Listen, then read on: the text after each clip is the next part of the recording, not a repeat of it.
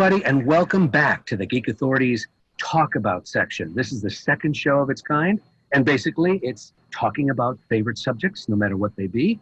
Our first show talked about Space 1999, the TV series, and this one is specifically about Disneyland and Disneyland's California Adventure, the theme park in Southern California, Anaheim, California to be specific.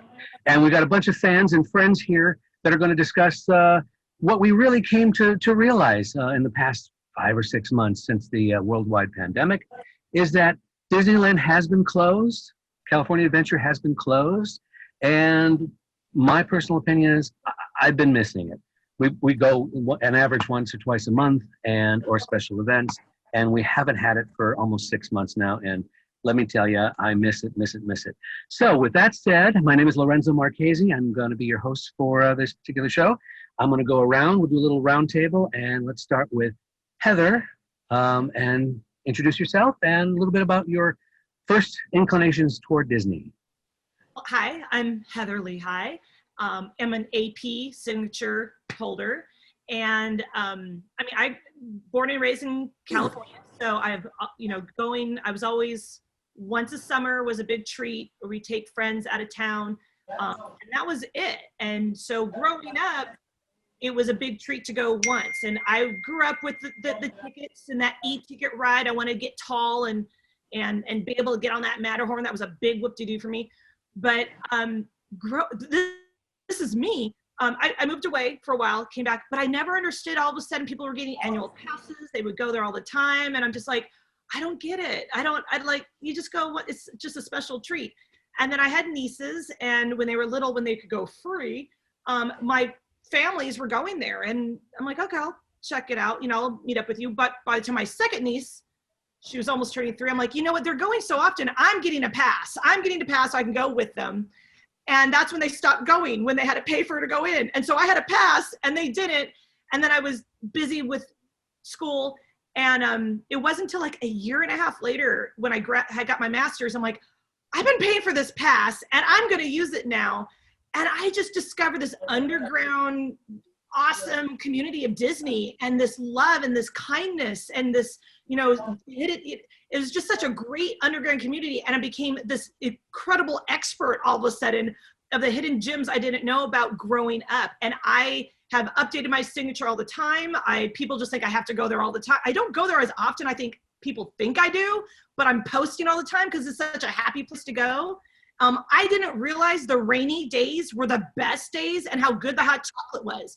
That was just, once I discovered the hook of making it personal, it's not a vacation place. It was just a personal place to just breathe and take in the stuff. I haven't looked back. I've turned into a collector without knowing it. And so I'd say that's in the last 5 years. I've been knee deep in Disney, but I've always gone and loved it, but never thought it was a daily, monthly thing until the last 5 years. Yeah. Very cool. Jonathan. Oh, hi. I'm Jonathan Agurcia. So over the last 5 years, I've been a cast member. I started right before the 60th. And then before that, I was a pass holder for like 10 years, roughly. So I've always been a Disney fan. I've grown up with Disney. My family have all been very big Disney fans. Actually, half of us even work for the parks. So, but I guess my real realization didn't really come until I started working for Disney. I don't know. It was always so magical to go, but to just be a part of the magic making process and to see everyone there being so happy and to just to know that I am helping create these smiles and these great times and these fun memories, that's truly what made me appreciate it more. It really is nowadays kind of one of the reasons why I'm still there, is just because it's so nice and it's so fun. I don't think I've ever really had another job where I've felt that way, where I feel so happy and satisfied because I'm helping create such happy memories, it's just that, yeah. Very cool. Michael, Rudy, now separate, and then how you guys got together. Anyway. I actually moved to Orange County when I was 4 years old, and we were close enough to Disney to know what it was 9 o'clock every night. You can go into our front yard and actually see the fireworks. And so at a very early age, I was kind of surrounded by it, and it always just felt like it was home. I spent quite a bit of time, since I lived close to it, going to Disney since I was a kid. And then just naturally as an adult, I still maintained, the desire to go to Disneyland. And now Rudy and I actually host a group that we go once a month. We've been doing it for years and meet on the first Sunday, and just whoever wants to join us, we spend the day at the parks and just keep meeting people that we think we're Disney fanatics. We always meet people who are far more Disney fanatics than us and keep our interest, going in the parks. But it's been a lifelong thing for me. Hi, I'm Rudy. See, the first time I remember going to Disneyland, I think it was in 1982, and it was during Easter. Actually 83. No, sorry, 84, because my brother was a year and a half. So, and there's a picture of us with the Easter, with Thumper. And from then on, I remember being there. I remember liking everything. I remember just being really happy, and then just kept going and going and going. And I've been an annual pass holder for, I think it's 14 years now. I became obsessed with Goofy. I mean, I have him on my shirt. Unfortunately, most of my memorabilia is at my apartment. I've been sheltering in place here with Mike for the last 6 months, so I don't have any of my stuff here. But I have probably over 500 different Goofy items. And I have them all over my apartment, my bookshelves and in cases and covered up in storage. But yeah, so, and like Mike said, we host a group first Sunday of every month. And yeah. And then the one cool thing about Disneyland for us is that we actually met at Disneyland in April 2011. So, and we've been together ever since. Very cool. I almost forgot about that part. Pretty important. Heidi with the fingers, the finger lady. She's got Jack Skellington fingers. Tell us.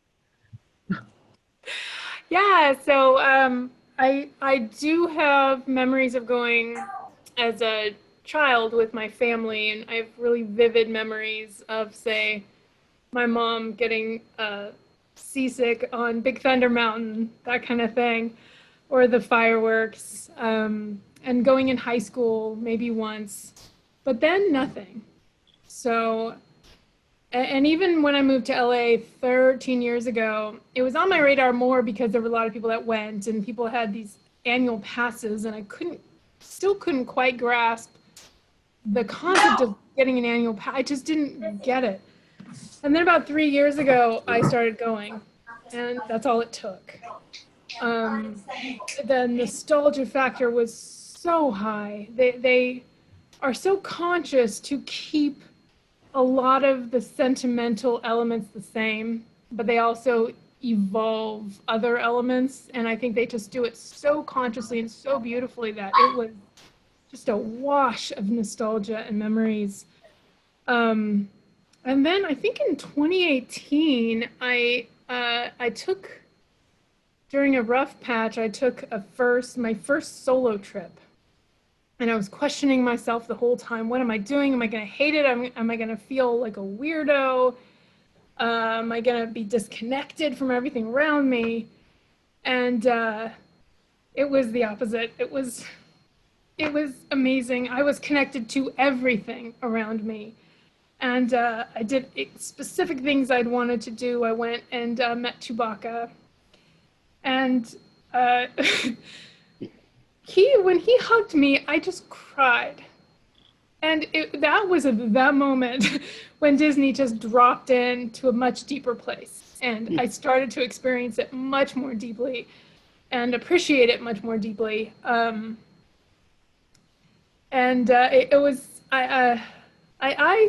theory is they cast Chewbacca very carefully because that actor just knew.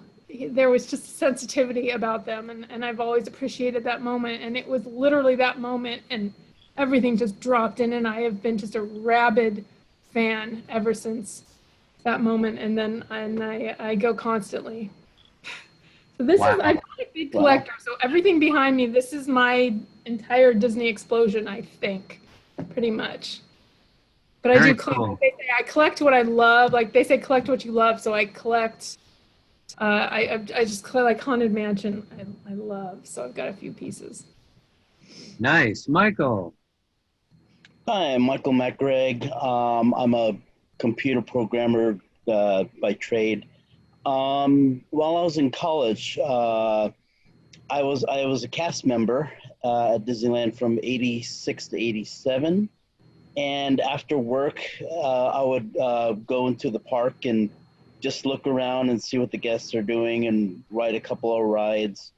After I quit, I decided to get an annual pass every year. And I've been going ever since. I've been getting an annual pass every year. And luckily, I met a guy who also loves Disneyland, Lorenzo. And we've been going to Disneyland ever since. Nice. Okay. Now that we've heard everybody's little stories, anybody have any questions for each other? What's your story, Lorenzo? Yeah, Lorenzo. Yeah. Oh, okay. As quickly as I can. Literally, since I was the age of 7, my parents would vacation in Florida every year. So I was there for the opening of Epcot. We went to Disney World every year. It wasn't until I want to say 77-ish, 76-ish when we actually went to Disneyland, because I'm from Chicago. So we'd go from Chicago to Florida every year. And then I think 2 years up, we broke and went to California and went to Disneyland. Well, I was in love with Disney since the Mickey Mouse Club. And I saw the Mickey Mouse Club in reruns, not the original run. I'm not that old. Anyway, with that said, when I moved out here, one of the first things I did was when they started the annual passes. I went before they had annual passes, but then they started the annual pass program. And then back then it was so affordable and so much more, accessible and whatnot. And I've been getting one ever since. It took me a little bit to get this Michael dude over here to get one once a year. But once we got it, like everyone has said, there was personal moments for me. And for me, I love the photo opportunities with the characters. There's very specific rides I just cannot not go on. And let me tell you, for people who don't know the difference between visiting and annual pass, when you visit, you probably want to see the things that you really want to see right away, because you may not get to see them because there are lines and things like that. And, put to the wayside what you can't in one day. Whereas the annual pass, we can go with, okay, we're going to do Tomorrowland, all Tomorrowland, spend data. We're going to do Adventureland. We're going to do Cars Land. We're going to do, what's it called? Paradise Pier. Actually, it's called something Pixar else. Pier. Is it? Pier. It's not Toy Yeah, Story? Pixar Pier. Pixar Pier. Pixar Pier. So even over the years, the lands have changed. So for me, it's just the whole Disney physical experience. I'm a Disney animated fan. If you watch the Geek Authority show, you'll see, I do everything from Disney to Star Wars. So it brought me. It's one place where I can get everything I want. The rides, the fun, the food. Did I mention food? She mentioned hot chocolate earlier, but let me tell you, the ice creams, the candies, the fudges. They got milkshakes. Anyway, so that's my story. So anybody want to ask anybody questions about what they had already said, or should we move on to the next? I have something, because Heidi, I think, and I may, it's not like there's something to be said for when, as an adult, and especially getting an annual pass, and you're single. And the first time you're like, and I see this on the community sites all the time. I mean, even when I was in high school, I would go to the movies by myself. I was never something that had to be with somebody. So I've always been very independent. Like, if I want to do it, I'm going to do it. If you want to come along, great. But that first time is a little awkward, because you don't know you're not connected with Disney yet that first time going, you're accepted no matter who you are and what your situation is. All the CMs treat you like you're the best customer ever. And so the first time I'm like, I'm a big kid and I'm going to go on Alice in Wonderland by myself. I'm like, hi guys. And and then you just get used to it. And so I feel like Heidi was kind of hinting to that. You're like, the first time you're like, do I look awkward? I'm like, no, I'm enjoying life. I'm having a good time and nothing's holding me back. I don't need somebody to enjoy Disneyland all the time. So I think single people get a little like that beginning break the seal and then we're like, who cares? And then we're the expert and tour guide for everybody else coming, to town and stuff. That's right. I'll make two comments on that. The fact that the cast members really make you feel at home and welcome. So if you are uncomfortable, they're very sensitive to your, if you look like you had a question, if you look like you're in trouble, they're right there. I got to give that applause. But the other thing too is if you go single, I have not gone to the park yet where I have not met new people and made new friends. That's the other thing. So Heidi, yeah, go ahead.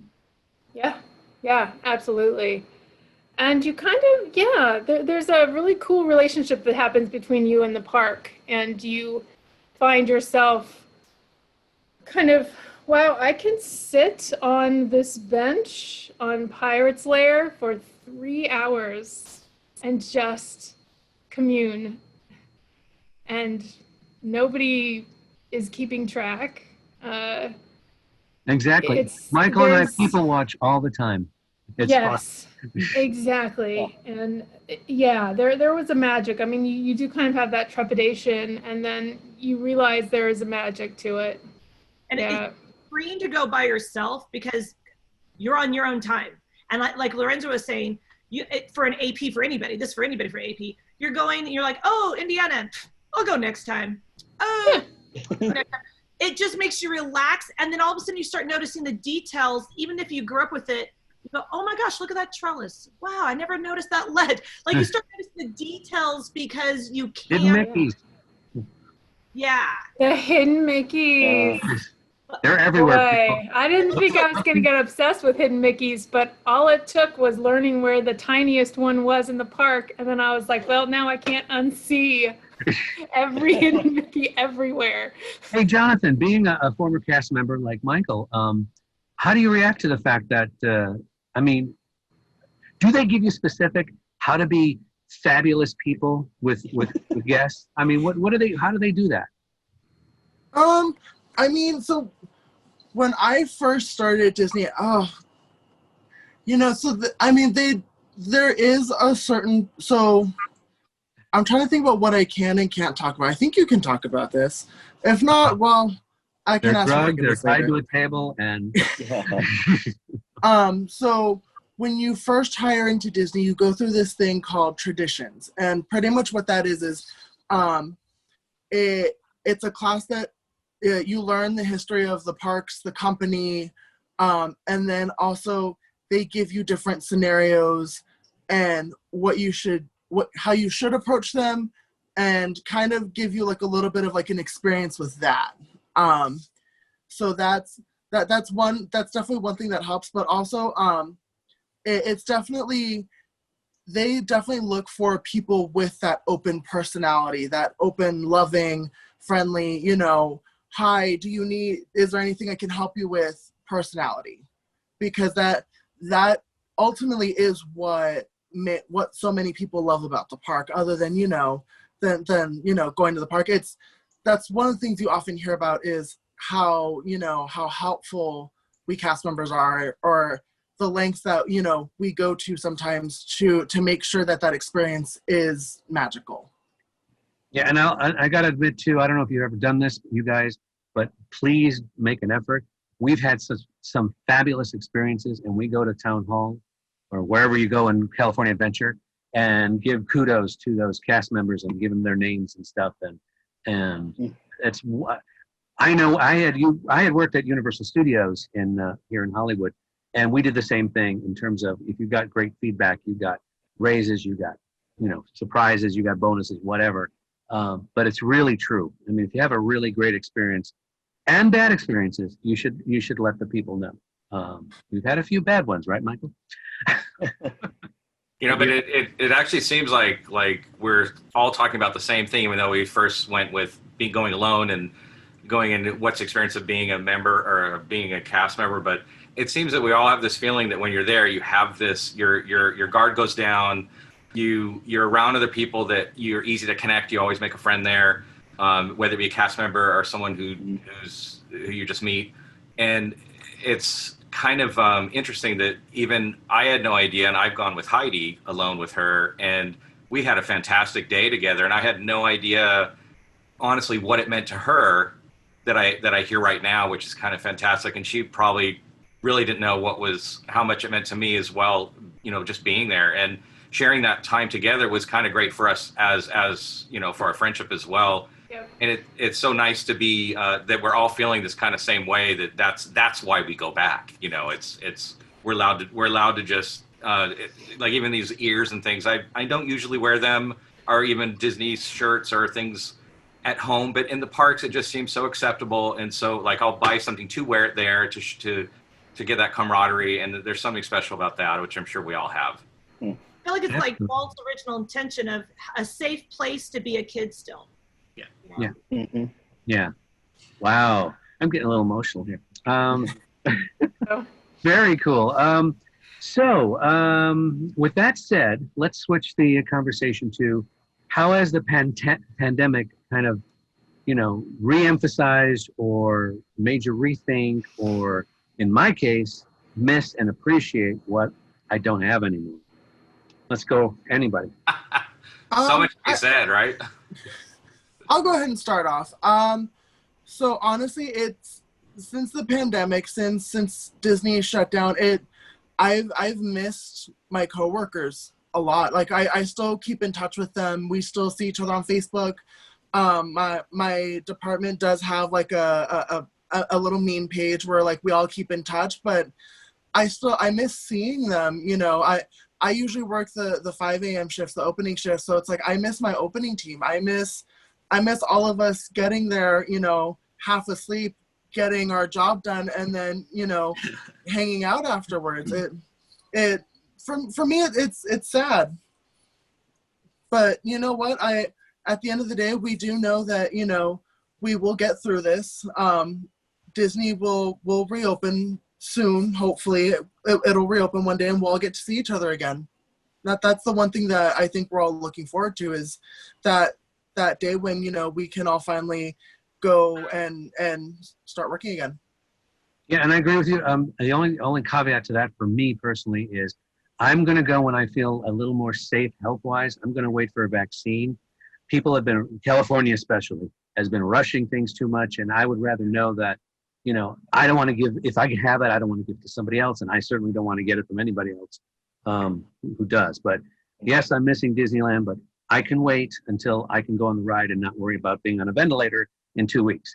So, anyone else?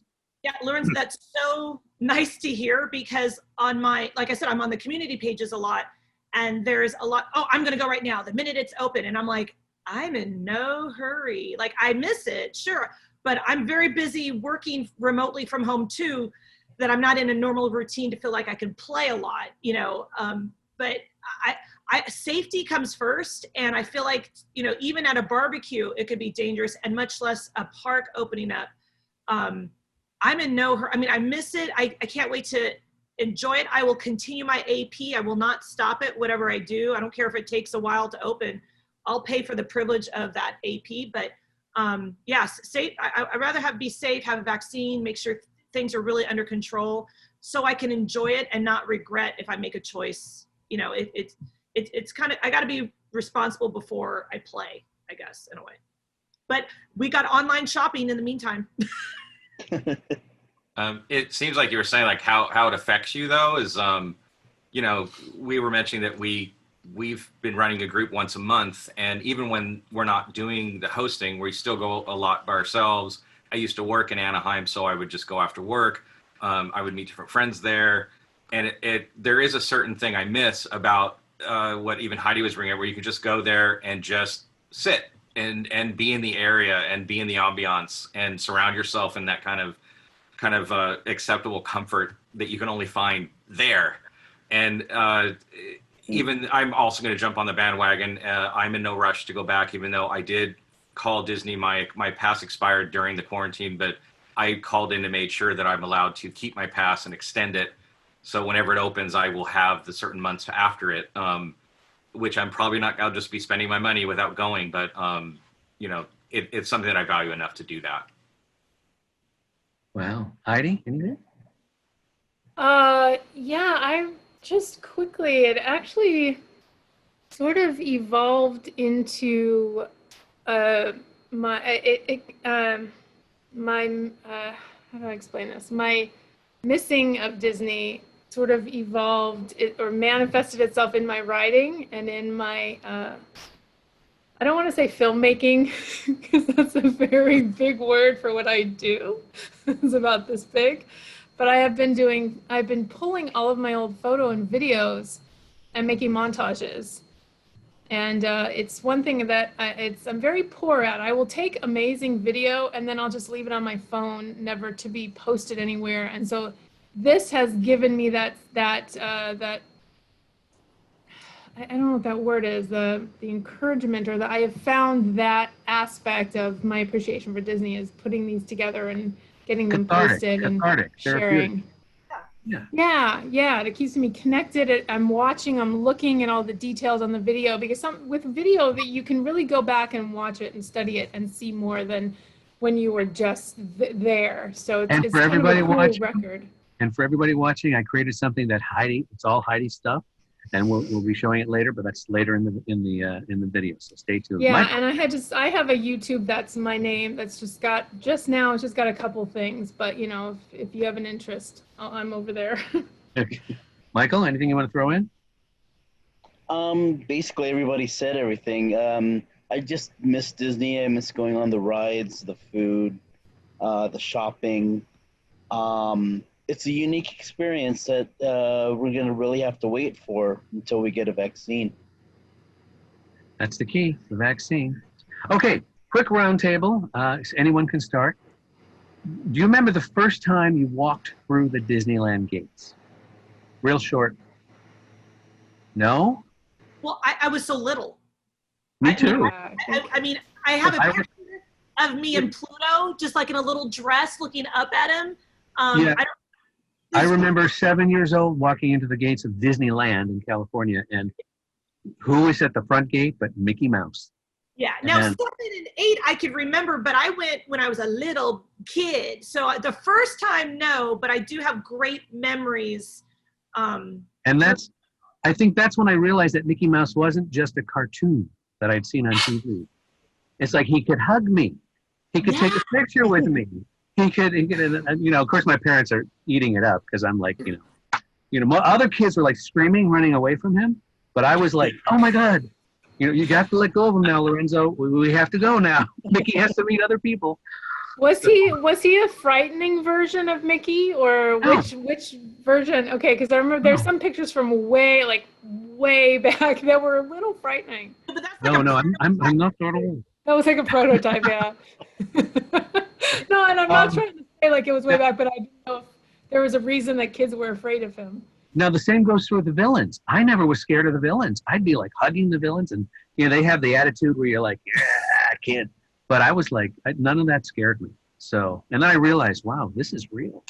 No one else? Anybody else? Yeah, I actually, I remember the first time was just being obsessed with Haunted Mansion. And this is probably, you know, early mid 70s. But I think one of my main times is in 1986. We spent almost an evening there where they had Oingo Boingo played in the middle of the, you know, right in front of the castle, and the Pointer Sisters and all that, and they filmed it, and there was this little small amount of people, and they played things over and over and let us keep filming it, and we had a whole Oingo Boingo concert, and that was kind of amazing. You met Jack Skellington? No, that's my #1 band, right? Everybody knows this. Okay, now I'm going to date myself. When we went in the 70s, do you know who was performing on I don't know what the stage was called back then, but it's in that area where the Carousel of Progress is and the stage rises. It wasn't called what it is now, but the Osmonds. Oh yeah. Oh, wow. The Osmonds were performing. Wow. I Little actually remember Donnie. that. Little Donnie. So, Yeah. but anyway, okay. Now that you know I'm old. I will say I don't remember my first walk through the gate, but I do remember getting lost trying to find our car in that what felt like a vast parking lot that is now California Adventure. Yeah. I do remember that. That was yeah. Mickey and Friends, right? Parking lot. Mickey Oh, and I don't know what it was called back then. No, Before California Adventure. I mean, Yeah. this is back in the day. Mickey and Friends is the parking structure. Yeah, But- so this was, But I thought every aisle had a different character. So that's how you It did. remember where your car was. yeah, it Yeah, it did. I don't think we checked for that.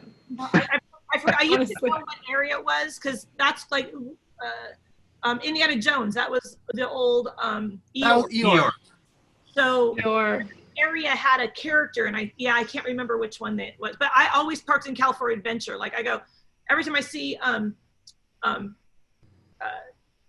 Breakout, the drop, and I go, oh yeah, that's where I used to park. Oh, you mean the Galaxy's Edge, Yes. Garden of Galaxies? Guardians of the Galaxy. Guardian of the yeah. Formerly Tower of Terror. Anyway, so okay, this next question. Think about this, and do not run away and say I don't have any. Give me your most favorite / emotional memory, be it meeting a character, doing something, seeing something for the first time, whatever. I'll start. I gotta admit, my all-time favorite as a kid character was Ariel from The Little Mermaid. And when I physically got to meet her, you could visibly see me, crying because it was like, and she was so cool. She was like, she was totally like warm and she, approached me very slowly, and I was shaking. So I got to tell you that again, I was a kid, like 8, 9 years old or whatever, and actually about 10 or 11 at this point. And it was just a very emotional experience for me. Again, she's real. She's not a two-dimensional on my TV or in the movie screen. So, next. So one of actually, no, probably my all-time favorite memory was actually last year. So my sister graduated high school last year, and she went to San Jose State. And so the day before she moved out, my entire family, we all went to Disney to go to kind of as just like a one last hangout with her before she moved up. And so one thing that I suggested we do was just the three of us, my brother, sister, or me, my brother, and her, all take a picture holding the balloons. And so I think it was right after the fireworks. One of my friends was working balloons, so I asked him really quickly. I was like, "Hey, do you mind like if we hold the balloons for a picture?" And so we took the picture, and just the second after we took the picture, just all of us broke down into tears. Just because like it hit us. Like, I'm sorry, like she's upstairs, and I'm for some reason I'm feeling emotional about it. But just. We all broke down because we just realized that, none of the kids are kids anymore. We're all grown up. And Okay. I remember my friend standing there thinking, he was like, oh my God, what's going on? They're all crying. And so I just looked at him, I was like, I'm really sorry. Just like, thank you for letting us do this. And then I explained it to him afterwards. But for me, that was honestly like, that's one of my favorite Disney memories. Nice. Very cool. Anybody else? Heidi? Well, Chewbacca was one. There was a story. I hesitate to tell this because I don't want people to think it's an expectation, because I think this was like a complete fluke, but it was amazing. The first time that I rode Rise of the Resistance, I was so blown away, so just profoundly moved by the story, the multimedia, the technology. the life-size versions of things you'd never seen before. And I came off and I was just beside myself in tears. And the cast member that was there at the end could see that I was just weeping in appreciation. And she said, "Did you have a good time?" And I was like, "Yeah, no, I'm sorry, I'm crying. It's okay. And she goes, "What was your favorite part?" And I'm just like blubbering about, it was just amazing, and the story and the technology and the life size and the and I can finally almost forgive them for killing Akbar, because there's a I was like almost, but not quite, but I was just like going off in this whole monologue. But I'm still angry, but I'm almost okay with it because and she goes, "Okay, follow me." And she takes my group and she takes me back into the start, and she lets us write it again right away. And we all started crying, and we gave her a hug, and it just, I will never, as long as I live, I will never forget that experience. Not only that that Disney magic works when you're appreciative, they see it, not just the people that kind of complain and get stuff, but that are just truly moved. That worked, but then getting to write it twice like that was just, it was otherworldly. Yeah, I will never have an experience like that again.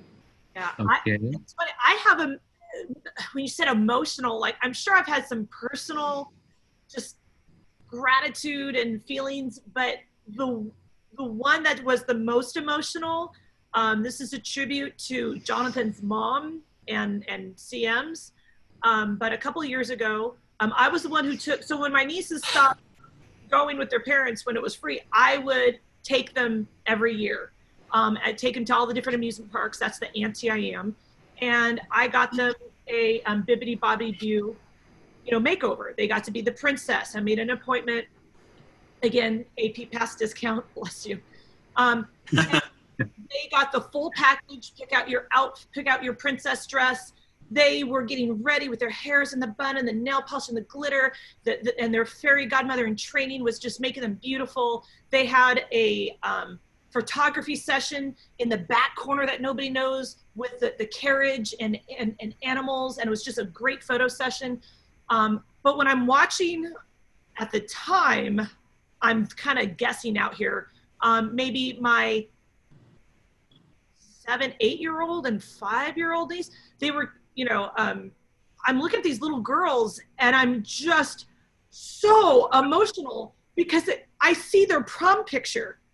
I'm just seeing them like, oh my gosh, they look so beautiful. They got just a little hint of little girl makeup, but I saw their prom picture and I was just like, oh my gosh, their parents don't even know. I took all these pictures because I just saw them so beautified and grown up, but in a very sweet way. So Jonathan, his mom is a fairy godmother in training.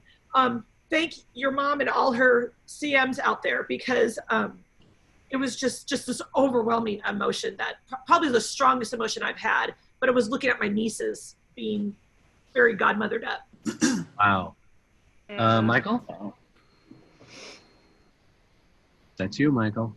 Michael. Not Michael and Rudy. I'll say Michael and Rudy. You. Okay. I'd have to say it was prom night at Disneyland after the graduation ceremony. It was kind of a tradition to go to Disneyland for prom night. For after the ceremony, not really prom night. So me and my friends would bought the tickets to go, and we had a blast spending the day together. Actually, the night together, and in the morning when we all got on the bus, one of my friends finally realized that we'll never see each other again. This is where we depart, and it was really emotional. Saying goodbye to everybody when we got back to school, when we had to go. Okay.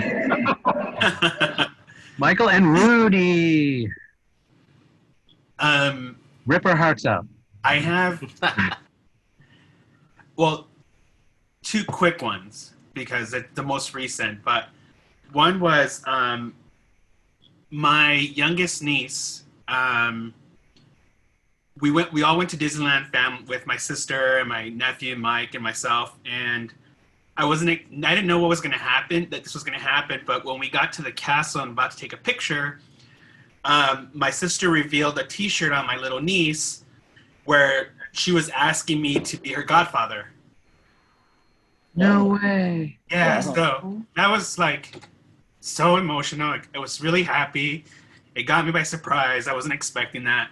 But it was such an amazing day because it kind of felt like when people, you know how people get engaged in front of the castle and like the way it felt like that to me. Like just knowing that they were asking me to be her godfather, it was like the most amazing feeling in the world, and it really got me off guard. And then the next one was recently this year for my birthday. We spent the day there for my birthday this year, and that was on Valentine's Day. And we had like a weird experience when we got there. And so we went to go talk to somebody over in the photo supply. I can't remember what the store is called. Photo supply. Yeah, photo supply. And you know, the ladies that were there were really helpful, and it was just because I wanted to get a birthday button, and they were just being really not nice. So they got me the birthday button. They were being really cool, and the cast member tells me, "Oh, you have a phone call." I was like, "What?" My first thought was like, "Why is somebody calling me here? How do they know I'm here?" So she hands me the phone, and it was Goofy on the phone talking to me, and like, I'm, 41-year-old man, I should not be getting as excited as I did for this phone call, but I was so excited. It made me laugh. It made me smile. It made me forget the bad experience I had just had, and it just like brightened my day. And it was really magical because like she knew exactly what to do to just make me happy, and it was like the perfect birthday experience there. Wow. Nice. Michael? He took mine, so actually there was two cast members there, and I had let one of them know that it was his birthday, and I didn't know what she was going to do with it, and she did that, which made me feel like I took credit for it to a small, tiny little bit in the background degree, even though it had nothing to do with me. But for the rest of the day, it really did make his day. Probably on a family experience, I took my nephew. He was probably 3, 2. He was in a little stroller, and we took a picture together with a Dumbo stuffed animal. And maybe about a year ago, he came down and stayed with me, and we went back to the same place, got a stuffed Dumbo, and retook the picture. And it's been quite some time since the initial, and it's kind of great how excited he was to share that with me, and how he remembered it, even though he was very, very young when we took the first picture, and I didn't remember it. So it's kind of cool how it means so much to so many different people, and that you can actually be part of that, Did you do the side-by-side photo thing? Yes. Those are cool. He actually he had the picture, he choreographed it, he did everything, and then he showed it to me. And he's like, look, and he didn't even tell me like I'm going to stage this picture. He just wanted me to take a picture with the Dumbo, and I wasn't really connecting because it literally been 30 years, And then he showed it to me, and he was just so happy to give me a copy of that together. And it's pretty cool.